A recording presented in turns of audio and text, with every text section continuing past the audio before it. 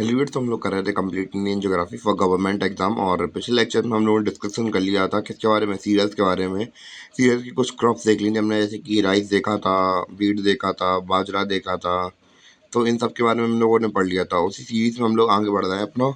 जो ऊपर जितने भी हमारे सीरियल्स बचे हैं वो निपटा लेंगे। फिर उसके बाद हम लोग बात करेंगे ऑयल सीड्स के बारे में, यानी कि हम लोग बात करेंगे तिलहन फसलों के बारे में बात करेंगे।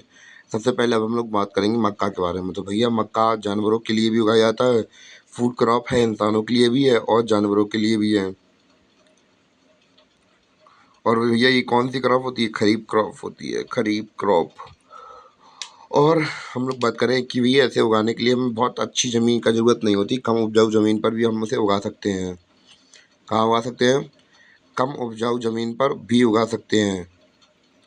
और हम लोग बात करें कि कितनों किसके किसके लिए मेन फूड है, जानवरों के लिए भी है और इंसानों के लिए भी मेन फूड है। मतलब फूड है किसके लिए? जानवरों के लिए भी है, इंसानों के लिए है। और कम उपजाऊ क्षेत्र कहाँ कहाँ पे हमारे को जहाँ पे ये उगाया जाता है? तो भैया राजस्थान, एमपी, मध्य प्रदेश, महाराष्ट्र, आंध्र प्रदेश, कर्नाटका। तो भैया ये रीजन है जहाँ पे ये उगाई जाती है। अगर हम लोग बात करें कि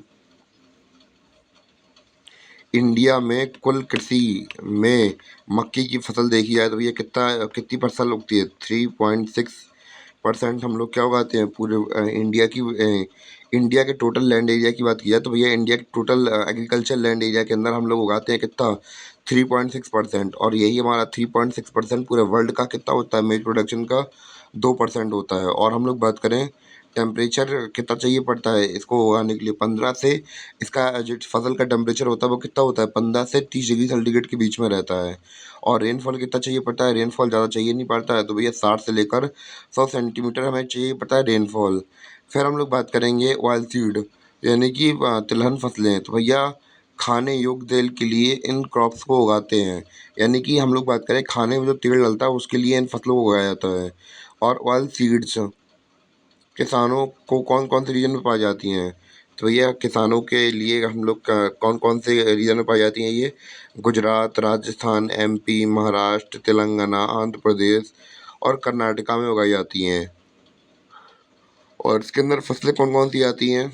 मूंगफली फसल, मस्टर्ड यानी कि सरसों की फसल, सोयाबीन, सूरजमुखी के फूल, सॉरी सूरजमुखी उगाई जाती है। क्यों? क्योंकि भैया इन सब के तेल बनते हैं। आपको पता हो कि भैया सूरजमुखी तेल या फिर एडिबल ऑयल हम लोग कहाँ से इंपोर्ट कराते हैं? तो भैया आपको पता है इंडोनेशिया वगैरह कंट्रीज से हम लोग क्या कराते हैं? अपने ये जो एडिबल ऑयल है वो इंपोर्ट कराते हैं और बाकी प्रोडक्शन हम लोग इन्हीं राज्यों के अंदर करते हैं। जैसे गुजरात हुआ, राजस्थान हुआ, एमपी हुआ, महाराष्ट्र हुआ, आंध्र प्रदेश या कर्नाटका। तो बाकी हम लोग यहीं से उगाते हैं। और काफ़ी हद तक हम लोग तेल कहाँ से मंगाते हैं? बाहर दूसरी कंट्रीज से इंपोर्ट करवाते हैं। इतना क्लियर हुआ हमारी ऑयल सीड्स के बारे में।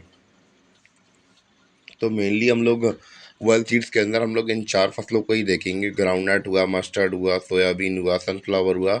तो इनको ही देखने वाले हैं। सबसे पहले मूंगफली की बात करें तो भैया मूंगफली हम लोग बात करें कहाँ मूंगफली कहाँ, ये कौन सी फसल है? ये खरीफ फसल है। कौन सी है? खरीफ फसल है। कौन सी फसल है? खरीफ फसल है। मैं बार बार बोल रहा हूँ तो भैया याद हो जाएगा आपको।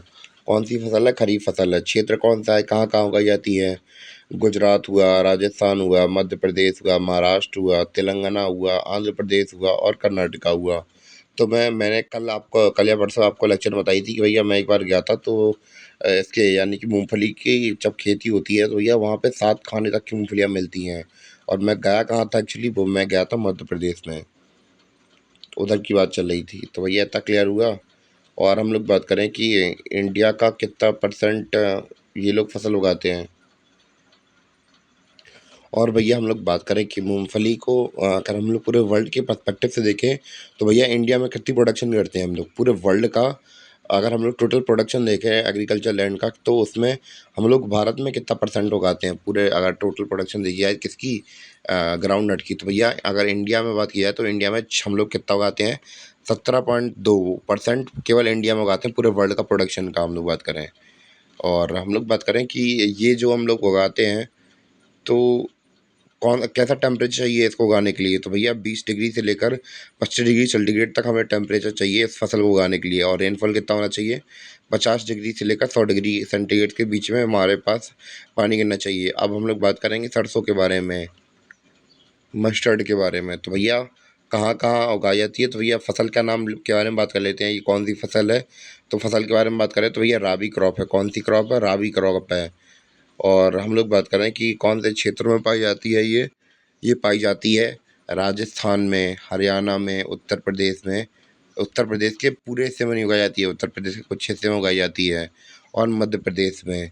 और अगर हम लोग पूरे वर्ल्ड की प्रोडक्शन देखें कि भैया इंडिया में कितने परसेंट उगाया जाता है, तो पूरे वर्ल्ड का 11% उगाते हैं हम लोग इंडिया के अंदर केवल। यानी कि पूरे वर्ल्ड में उगता है 100%, उनमें से 11% केवल केवल इंडिया से उगाया जाता है। और हम लोग बात करेंगे अब टेम्परेचर कितना चाहिए भैया इस फसल को उगाने के लिए। टेम्परेचर चाहिए 10 डिग्री सेंटीग्रेड से लेकर 25 डिग्री सेंटीग्रेड तक, हमें इतना टेम्परेचर चाहिए। और कितना रेनफॉल चाहिए पड़ेगा इस फसल को उगाने के लिए, उसके बारे में बात करें तो भैया रेनफॉल के लिए रेनफॉल चाहिए पड़ता है हमें 60 से लेकर 100 सेंटीमीटर तक हमें पानी चाहिए पड़ता है। यानी कि इतनी रेनफॉल होनी चाहिए, तब जाके हम इस फसल को उगा पाएंगे। तो इतना क्लियर हुआ। अब बात करेंगे सोयाबीन के बारे में।